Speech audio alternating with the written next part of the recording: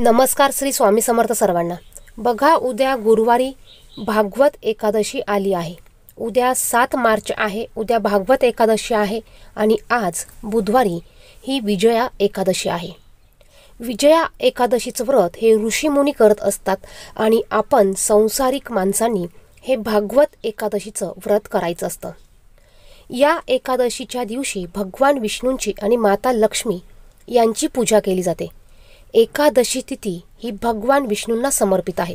एकादशीच्या दिवशी भगवान विष्णूंच्या पूजेला जेवढे महत्त्व आहे तेवढेच एकादशीच्या दिवशी तुम्ही जे उपाय कराल त्याला देखील महत्त्व आहे।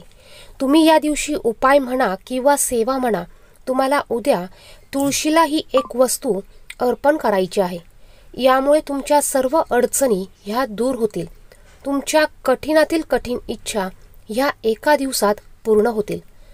तुम्हाला जर का पैशाच्या अडचणी असतील, पैशाच्या समस्या असतील, पैसा टिकत नसेल, तर या सर्व गोष्टींसाठी तुम्हाला उद्या एकादशीच्या दिवशी तुम्हाला तुळशीला ही एक वस्तू अर्पण करायची आहे। तुळस ही हरिप्रिय आहे।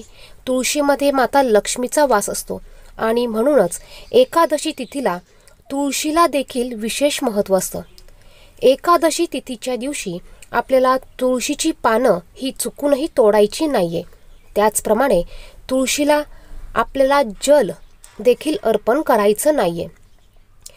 एकादशीच्या दिवशी माता तुळशी ही निर्जला व्रत करत असते आणि म्हणूनच एकादशीच्या दिवशी तुम्ही जर का तुळशीला पाणी जल अर्पण केलं तर माता तुळशीचं हे निर्जला व्रत हे तुटतं आणि याचे दोष हे आपल्याला लागत असतात।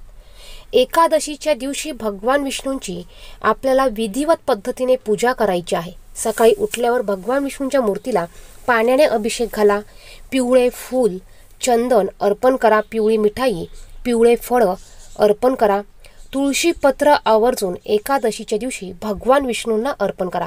परंतु एकादशीच्या दिवशी तुळशीपत्र हे चुकूनही आपण तोडायचं नाहीये। याचे देखील दोष हे आपल्याला लागत असतात। या दिवशी आपल्याला बघा, तुळशीला कोणती वस्तू अर्पण करायची आहे।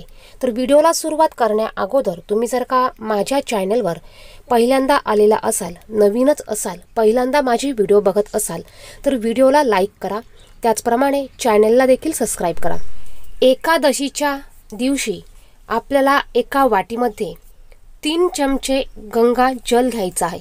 यामध्ये 1 चमचा हळद ही मिक्स करायची आहे।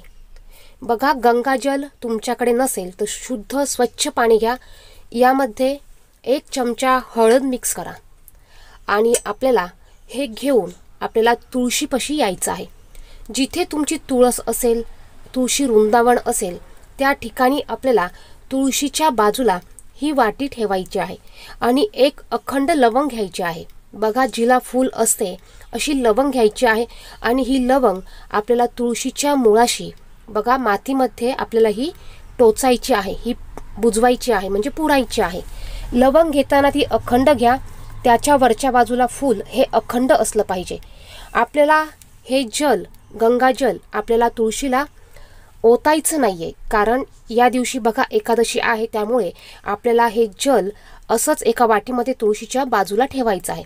एकादशीच्या दिवशी तुळशीला आपल्याला स्पर्श करायचा नाहीये। तुम्ही ह्या गोष्टी लांबूनच करू शकता। तुळशीला हात न लावता तुम्ही ह्या सर्व गोष्टी करायच्या आहे। त्यानंतर तुम्हाला ओम नमो भगवते वासुदेवाय हा मंत्र 11 वेळा बोलायचा आहे। त्यानंतर तुम्हाला प्रदक्षिणा घालायला जागा असेल तर तुम्ही तुळशीला 11 प्रदक्षिणा घालायच्या आहे। तुमच्या समस्या अडचणी काही असतील तर या तुम्हाला तुळशी मातेला सांगायच्या आहे।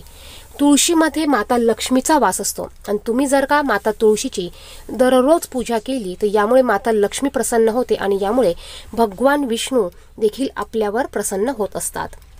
त्यामुळे तुम्हाला एकादशीच्या दिवशी माता तुळशीची विशेष करून पूजा करायची आहे। तुम्ही लांबून हळदी कुंकू वाहू शकतात, अगरबत्ती लावू शकतात, त्याचप्रमाणे सकाळ संध्याकाळ शुद्ध गाईच्या तुपाचा दिवा देखील लावू शकतात। आता तुम्हाला बघा, दुसऱ्या दिवशी शुक्रवार आहे आणि शुक्रवार हा माता लक्ष्मीचा वार आहे। तुम्हाला दुसऱ्या दिवशी अंघोळ केल्यानंतर तुळशीपाशी यायचं आहे। जी वाटी तुम्ही ठेवलेली आहे, ज्यात गंगाजल हळदीची पेस्ट आहे, त्या वाटीतील हे लिक्विड किंवा गंगाजल आपल्याला ते तुळशीला अर्पण करायचं आहे. म्हणजे तुळशीच्या मातीमध्ये आपल्याला हे ओतायचं आहे आणि तुळशी मातेला नमस्कार करायचा आहे.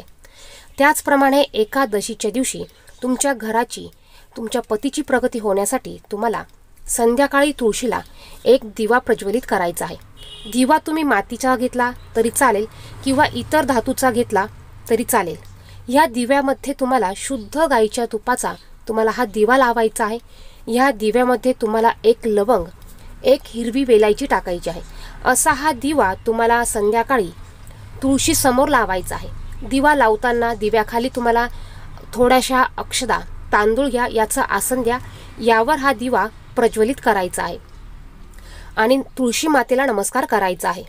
तुमच्या घराची प्रगती होऊ दे, पतीची प्रगती होऊ दे, अशी प्रार्थना तुम्हाला माता तुळशीला करायची आहे.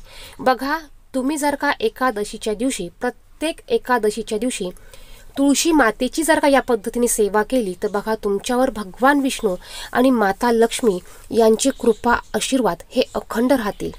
तुमच्या घरात असलेली नकारात्मक ऊर्जा ही निघून जाईल. घरात सकारात्मक ऊर्जा संचारेल.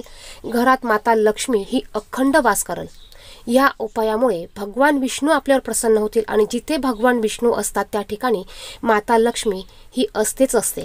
त्यामुळे तुम्हाला एकादशीच्या दिवशी हे उपाय आवर्जून करायचे आहे. व्हिडिओमध्ये सांगितलेली माहिती आवडली तर व्हिडिओला नक्कीच लाईक करा. चॅनेलवर नवीन असाल तर चॅनेलला सबस्क्राईब करा. धन्यवाद. श्री स्वामी समर्थ.